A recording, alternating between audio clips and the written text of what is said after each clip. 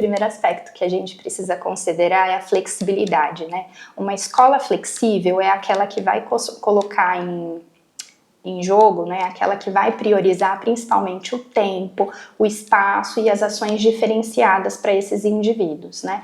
É uma escola que, portanto, consegue olhar esse aluno de uma maneira integral e que não prioriza somente as questões acadêmicas, né? Mas eu vou precisar analisar como que eu posso desenvolver esse meu aluno nas questões sociais, nas questões de comunicação, nas habilidades de lazer, né?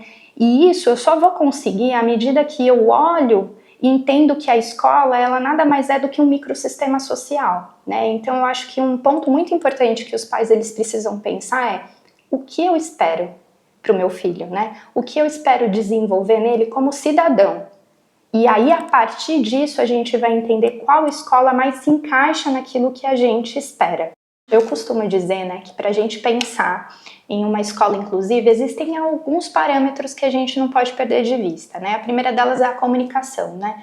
Então, eu sempre oriento as famílias a como é que foi a comunicação com a escola quando você foi fazer a matrícula do seu filho, né? Então, quando você trouxe o tema inclusão, quando você trouxe o diagnóstico, como que a escola reagiu a isso, né? Foi uma conversa natural, não foi? Como que a escola lida com a garantia de direitos do seu filho? O que que a escola vai promover em termos de formação, né, de profissionais? Então ele tem, sabemos que pela legislação ele tem direito a um acompanhante especializado, né? E aí como que a escola vai se articular em relação a isso? Acho que são alguns dos pontos importantes ali, né? Um outro aspecto é a formação continuada. Quando a gente fala de diversidade, a gente está falando de uma multiplicidade de formas e jeitos de aprender. Então é impossível que os profissionais ali presentes saibam lidar com tudo, né? Então acho que formação continuada é um ponto essencial quando a gente fala de inclusão escolar. Porém, a gente tem que tomar cuidado para a gente não cair naquela questão de que, olha, eu tô conhecendo o seu filho agora, né? Eu ainda tive poucos alunos com TEA, então esse ano eu vou testar algumas coisas. A gente já está num nível de inclusão em que a gente não precisa mais de testes, né? Eu acho que a gente tem referências bibliográficas o suficiente aí para a gente conseguir fazer um bom planejamento de ensino. E a análise do comportamento mesmo, ela tem vários pressupostos aí, várias orientações em relação a como planejar um ensino eficaz, que pode ser uma das formas aí que a gente pode então contemplar no planejamento de ensino para essas crianças.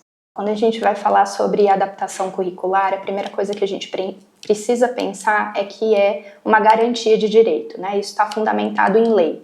Portanto, ainda que a escola não saiba como realizar, é necessário, é importante, é um direito dele, a escola precisa fazer. Então acho que esse é um primeiro passo. Mas para que eu consiga executar uma boa adaptação, eu necessariamente preciso ter uma boa avaliação.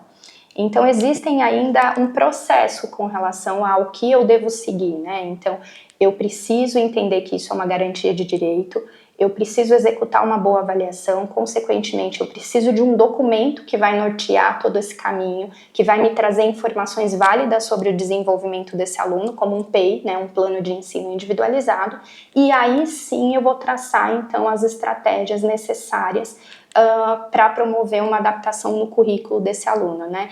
E entender qual é a adaptação que eu vou promover, se vai ser uma adaptação a nível pontual, que a gente chama de microestrutura, se vai ser um currículo sobreposto, porque às vezes o meu aluno ele vai precisar de um currículo completamente diferente ali do que a turma está trabalhando, né, em termos de necessidade, do que ele precisa. Bom, quando a gente está falando de habilidades sociais, aí cai justamente naquele pressuposto de que na inclusão eu preciso analisar esse aluno de uma maneira mais integral. Né? E a habilidade social é uma das habilidades que vão estar permeada naquele ambiente escolar, né?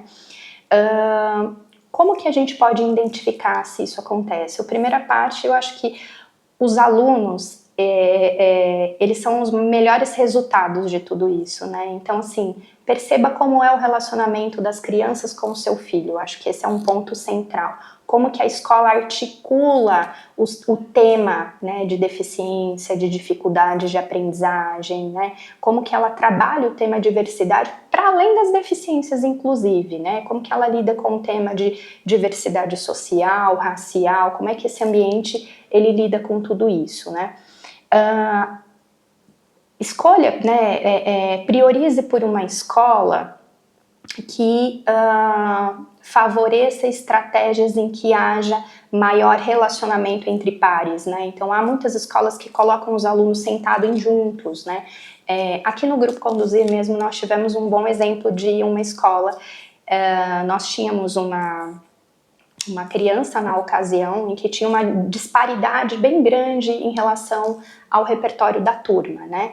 Mas a escola foi muito sensível em trabalhar essa socialização entre eles. Então, eles levaram o tema, né, como que eles poderiam, então, incluir essa criança na turma. E o que as crianças trouxeram? A gente vai produzir algumas atividades. Ou, professora, a gente pode sentar junto com ela. E as próprias crianças foram colocando ali, traçando algumas estratégias.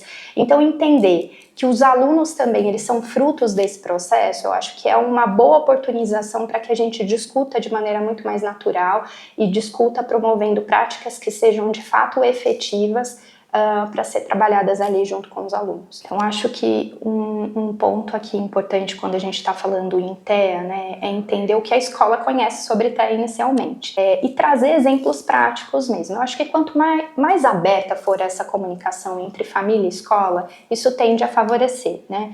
É óbvio que a gente sabe que muitas vezes as famílias elas se sentem até retraídas com relação a esse assunto, porque ao revelar o diagnóstico, muitas escolas impedem inclusive a matrícula. Então acho que esse é um ponto que requer muito cuidado, porque entender que isso é uma garantia e que isso está em lei também é um ponto importante para que não haja esse tipo de conduta. Mas, no mundo ideal, a comunicação natural ela deveria existir, porque dessa forma a gente constrói isso. Ainda que essa escola não esteja preparada, ainda que ela não tenha um ambiente específico para isso, isso pode ser construído, né? Mas perguntar, olha, o meu filho tem crises. Em uma situação de crise, o que vocês poderiam oferecer? Vocês têm uma sala para que ele se autorregule, né? Teria uma pessoa de apoio para estar com ele? Ele é uma pessoa muito mais sensível em relação a barulhos, haveria a possibilidade da gente reduzir, por exemplo, o sinal, enfim. Então são conversas que eu digo que não é nem no momento do início que você vai fazer a matrícula junto com a escola, mas são conversas que ao longo de todo o processo elas devem ser mantidas, né? Então uma boa escola inclusive é aquela que ela vai promover espaços de discussões, promover espaços de acolhimento e que vai estreitar esses laços junto à família, porque entendendo que a família é a pessoa que mais pode trazer elementos aí necessários com relação à informação sobre esse aluno. Esse é o nosso primeiro episódio da nossa websérie, mas ainda vem muito mais pela frente, então caso você tenha alguma dúvida, deixe seu comentário aqui embaixo.